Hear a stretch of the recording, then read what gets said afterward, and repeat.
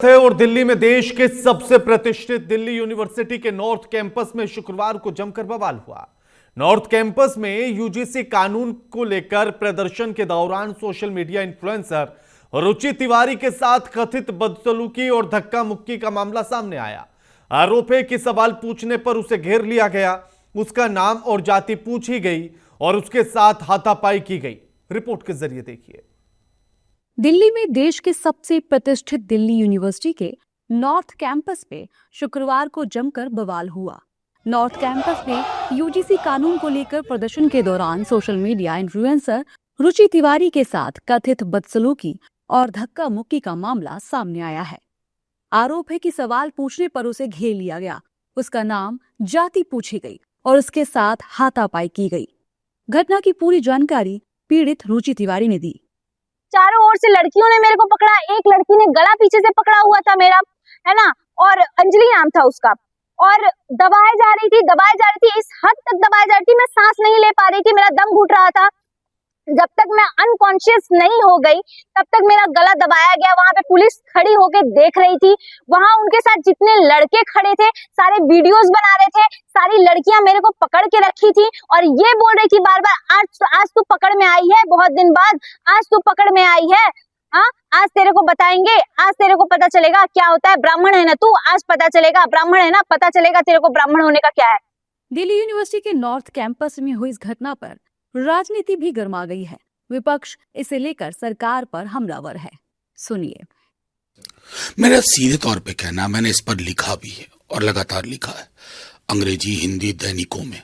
मेरा मानना है कि डिस्क्रिमिनेशन के आर्किटेक्चर को डेंट किए बिना आप इस देश में एक जो संवैधानिक प्रस्थापना है, समता मूलक समाज, कई लोग कहते हैं बड़ी चीजें बदल गई। मैं बार बार कहता हूं, सदन में भी कहा कि सीवर में उतर करके जहरीली गैस से मरने वालों की जाति तो नहीं बदली, वही जाति है, फिर क्या बदला? ये सवाल पूरे समाज को अपने समक्ष रखना होगा।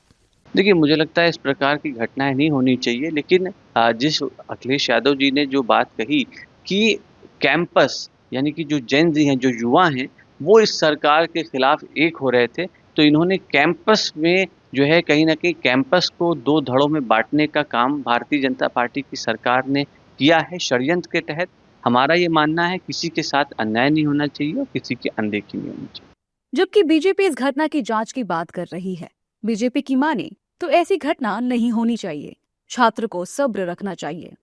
देखिए, अगर कोई देश में कानून आता है तो इसके समर्थन, इसके विरोध में लोग रहते हैं, इस पे किसी को आपत्ति नहीं होनी चाहिए साहब।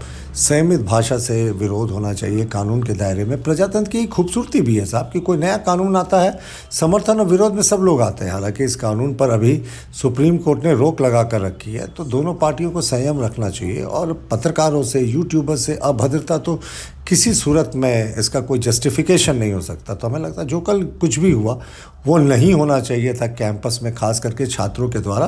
और छात्रों को संयम रखना चाहिए, सर्वोच्च न्यायालय पर विश्वास करना चाहिए और उसके इंतजार करना चाहिए फाइनल निर्णय का। मार्च में इस केस की अगली सुनवाई है। जानकारी के मुताबिक महिला सोशल मीडिया इन्फ्लुएंसर के साथ हुई बदसलूकी के बाद कुछ छात्रों का ग्रुप उनके समर्थन में आ गया। मामले के बाद मॉरिस नगर पुलिस स्टेशन के बाहर छात्रों का जमावड़ा लग गया और देर रात तक नारेबाजी होती रही। ये छात्र उन छात्रों के खिलाफ कड़ी कार्रवाई की मांग कर रहे थे जिन्होंने महिला सोशल मीडिया इन्फ्लुएंसर के साथ